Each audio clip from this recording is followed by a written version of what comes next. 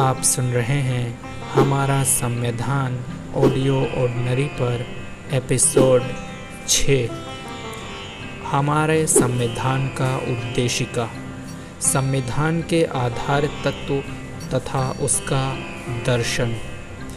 किसी संविधान की उद्देशिका से आशा की जाती है कि जिस मूलभूत मूल्यों तथा दर्शन पर संविधान आधारित हो तथा जिन लक्ष्यों तथा उद्देश्यों की प्राप्ति का प्रयास करने के लिए संविधान निर्माताओं ने राज्य व्यवस्था को निर्देश दिया हो, उनका उसमें समावेश हो। हमारे संविधान की उद्देशिका में किस रूप में उसे संविधान सभा ने पास किया था, कहा गया था। हम भारत के लोग हैं। भारत को एक प्रभु संपन्नता लोकतांत्रिक गणराज्य बनाने के लिए तथा उसके समस्त नागरिकों को न्याय, स्वतंत्र और समानता दिलाने और उन संबंधों बंधुता बढ़ाने के लिए दृढ़ संकल्पना करते हैं। न्याय की परिभाषा सामाजिक, आर्थिक और राजनीतिक न्याय के रूप में की गई है। स्वतंत्र में विचार, अभिव्यक्ति, विश्वास, धर्म और उपासना की स्वतंत्रता सम्मिलित है और समानता का अर्थ है प्रतिष्ठा तथा अवसर की समानता। वास्तव में न्याय, स्वतंत्रता, समानता और बंधुता एक वास्तविकता लोकतांत्रिक व्यवस्था के अत्यावश्यक संगामी तत्व है। इसके लिए उसके द्वारा केवल लोकतात्मक गणराज्य की संकल्पना स्पष्ट होती है। अंतिम लक्ष्य है व्यक्ति की गरिमा तथा राष्ट्र की एकता सुनिश्चित करना।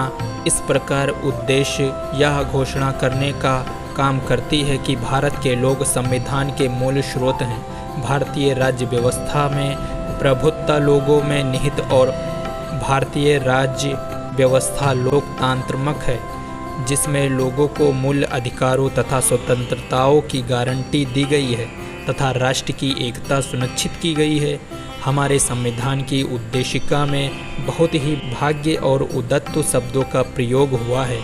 वे इन सभी उच्चतम मूल्यों को साकार करते हैं जिनकी संकल्पना मानव बुद्धि, कौशल तथा अनुभव अब तक कर पाया है।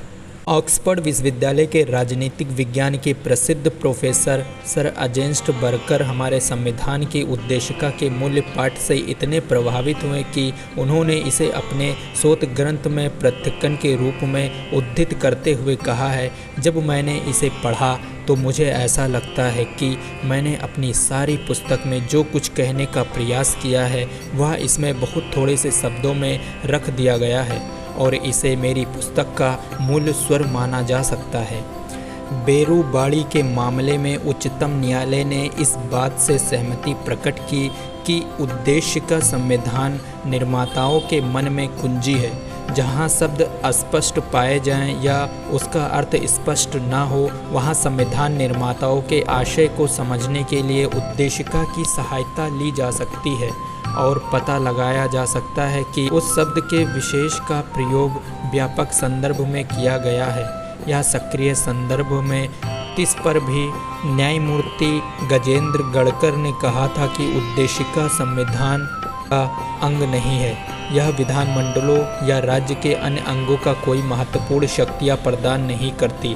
निश्चित ही कोई भी शक्ति या अधिकार केवल संविधान के उपबंध द्वारा अभिव्यक्त अथवा निहित रूप में दिए जा सकते हैं।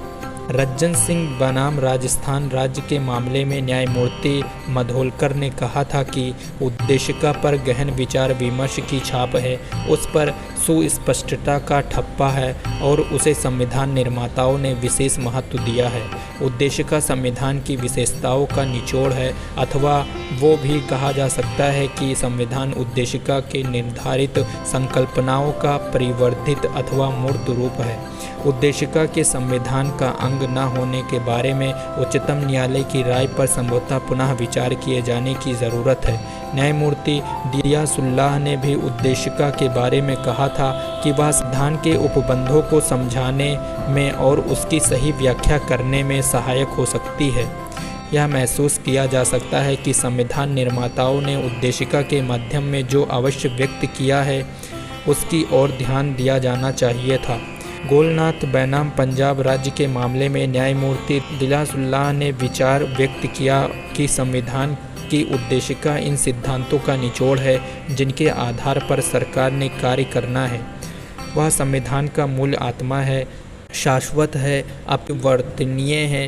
उन्होंने कहा कि हमारी उद्देशिका हमारे राष्ट्रीय जीवन के कतिपय मूल अधिकारों के प्रति हमारी आस्था तथा हमारे विश्वास की घोषणा है। वह एक अनिवार्य आदर्श स्तर है, वह एक अडिग संकल्प है। 42वें संशोधन के बाद जिस रूप में उद्देशिका का इस समय हमारे संविधान में विद्यमान है, उसके अनुसार संविधान निर्माता जिस सर्वोच्च या मूलभूत संवैधानिक मूल्यों का विश्वास करते थे उन्हें सूचीबद्ध किया जा सकता है। वो चाहते थे कि भारत गणराज्य जिन जिन के मन में इन मूल्यों के प्रति आस्था और प्रतिबद्धता जगे पनपे तथा आने वाली पीढ़ियां जिन्हें यह संविधान आगे चलाना होगा, इन मूल्यों के मार्गदर्शन प्राप्त कर सके। ये उत्तरदायित्व मूल्य हैं: प्रभुत्व, समाजवाद, पंथी निरपेक्षता, लोकतंत्र, गणराज्य स्वरूप, न्याय, स्वतंत्र, समानता, बंधुता, व्यक्ति की गरिमा और राष्ट्र की एकता तथा अखंडता तथा उद्देश्य।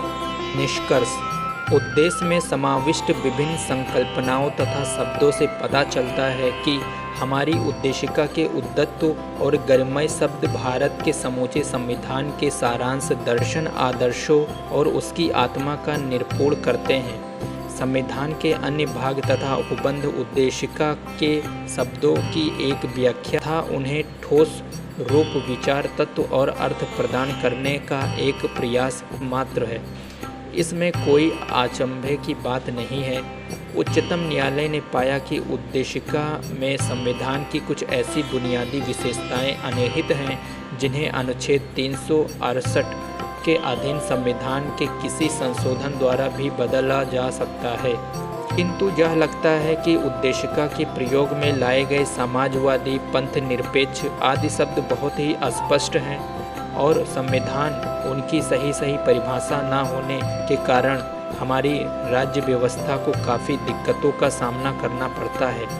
इसलिए उचित यही है कि एक संविधान संशोधन के द्वारा उनकी परिभाषा कर दी जाए। आप सुन रहे थे ऑडियो ऑर्डिनरी पर हमारा संविधान। जय हिंद।